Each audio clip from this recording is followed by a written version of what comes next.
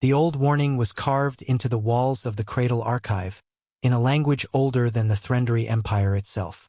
Every species that reached the stars was shown the words during their first council visit. Not as a threat, as a mercy. Let the sleeping world sleep.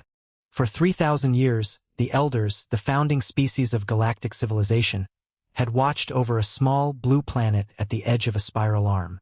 They had marked it, quarantined it, not because the world was dangerous, but because the thing living on it was humanity. The Elders had studied Earth in silence, the way one studies a sleeping predator, from a distance, without breath, without sound. They catalogued its wars, its hungers, its unbearable capacity for both cruelty and love, and they made a single decision that echoed across 100 star systems. Humanity must never be contacted, never provoked, never woken. And for 3,000 years that decision held. Until Vas Kalen broke it. Vas was young, by Threndari standards barely 2 centuries old, an ambitious deep space cartographer assigned to update stellar charts along the outer quarantine boundary. He didn't believe in old fairy tales. He didn't believe a species so primitive, so fragile, so short-lived, could possibly warrant the fear woven into every Elder transmission he'd ever studied. They die in under a century, he told his crew, laughing over the calm. They fight each other over borders they drew themselves. This is what the Elders feared. This. His scanner drifted past the edge of the boundary. Just once. Just close enough. A single automated relay, buried on Earth's moon since before recorded history, blinked awake. It didn't send a warning. It sent an invitation. The Threndari fleet arrived 8 months later, not to conquer, not yet, but to observe what Vas had stumbled into. 3 cruisers, cloaked, silent, hanging in the dark beyond Earth's defense grid like held breath. What they found was not what the old stories promised. There was no war fleet bristling with weapons, no planet-cracking arsenal, just a modest space station, a scattering of research vessels, and a small crew of humans running what looked like a rescue operation, pulling survivors from a civilian transport that had drifted into an ion storm. "This is it?" sneered Commander Aelthress, studying the feed from her bridge. "This is what silenced an empire for 3,000 years?" Her science officer, a quiet Threndari named Doss, said nothing. He was watching something else, the way the human crew worked. No hesitation, no debate over resource cost or survival odds. They simply moved, pulling bodies from wreckage, sharing oxygen from their own suits, working past the point where logic said to stop.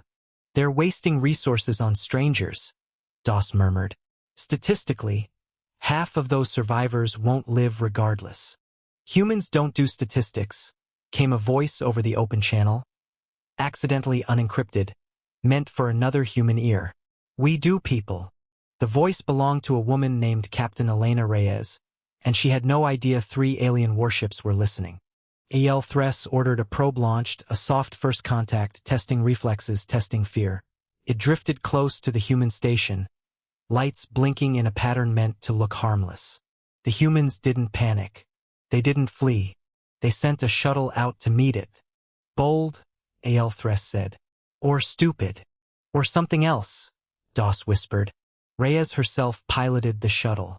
When the probe failed to respond to hails, when its trajectory suggested a possible collision with a civilian freighter still limping from the ion storm, she didn't wait for orders from her own command. She moved her shuttle into the probe's path. Not to attack it. To shield the freighter behind her.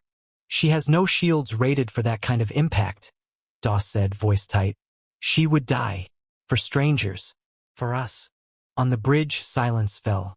"Belay contact protocol," Reyes said calmly over the comm, unaware anyone beyond her own fleet could hear. "Freighter, get clear." "I've got it." The probe, harmless as it was, drifted past without incident. Reyes never knew how close she'd come to a needless death for a threat that was never real. She flew back to the station, filed her report, and went to check on the survivors in medbay. She held the hand of a dying stranger for 6 hours until he passed, simply so he wouldn't be alone. Aelthress watched all of it. The rescue, the sacrifice offered without a second thought. The quiet grief afterward, carried not as weakness but as something sacred. "Where is their fear?" she finally asked. "Where is their hesitation?" Doss had no answer at first. Then, slowly, "I don't think humans calculate the cost of caring. I think they simply refuse to let it have one." That night, Aelthress opened an ancient file she'd never fully read. The original Elder Warning, unredacted, the full message beneath the fear. It wasn't a warning about human weapons. It wasn't a warning about human war. It was a warning about human hearts, vast, reckless, burning things that loved without limit and grieved without end, that would burn down galaxies for each other and rebuild them just as fast out of hope. "They are not dangerous because they destroy," the file read. "They are dangerous because they will not stop trying to save, even those who fear them, even those unworthy of saving. Do not wake this. Let them sleep, undisturbed, until the galaxy is ready to be loved this fiercely." Aelthress lowered her head. "We didn't wake a weapon," she said quietly.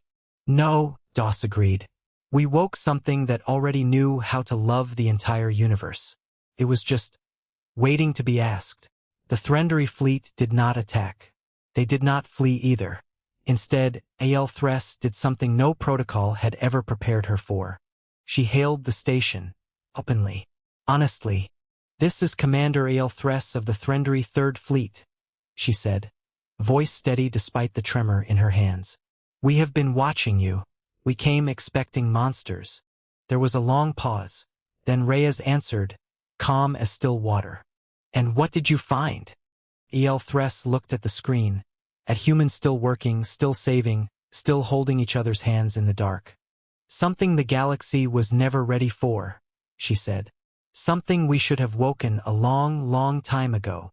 And for the first time, the galaxy understood what it truly meant to be human. If this story moved you, subscribe for more human stories from the stars.